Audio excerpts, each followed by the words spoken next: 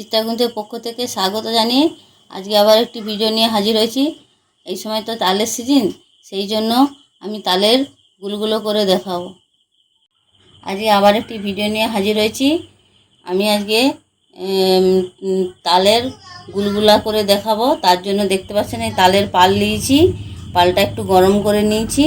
এর মধ্যে পরিমাণ মতো একটা বাটি মেপে এক বাটি চালের গুঁড়ো দিয়ে দিচ্ছি, এক বাটি ময়দা দিয়ে দিলাম, পরিমাণ মতো চিনি, যে যেমন মিষ্টি খাবেন, পিঠাতে একটু মিষ্টি বেশি হলেই ভালো লাগে। এগুলোকে ভালো করে মেখে নেব পাকের সঙ্গে এগুলোকে ভালো করে।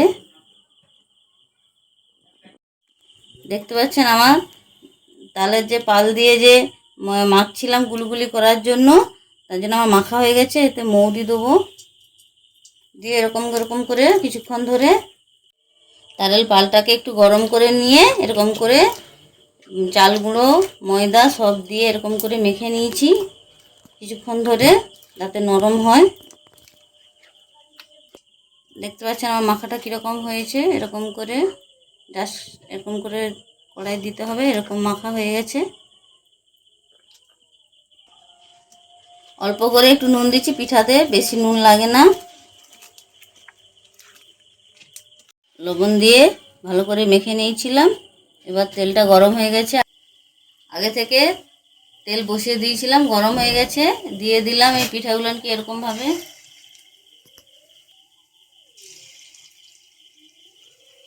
তেলটা গরম আছে, অল্প আঁচে আস্তে আস্তে করে দিয়ে দিচ্ছি।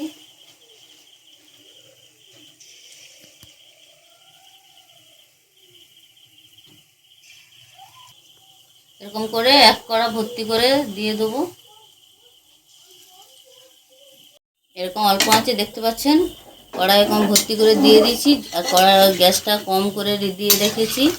আস্তে আস্তে করে অল্প আঁচে জিরোতে ভাজা হবে। তেলটা প্রথমে গরম করে নিতে হবে, এরকম করে ভেজে নেব।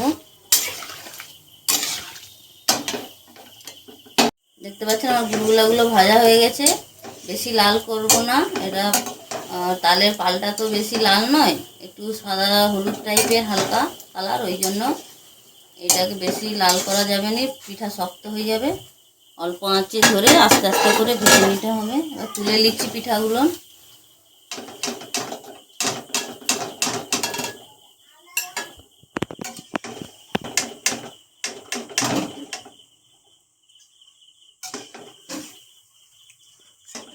এরকম তেল ঝরিয়ে পিঠাগুলো তুলে নেব।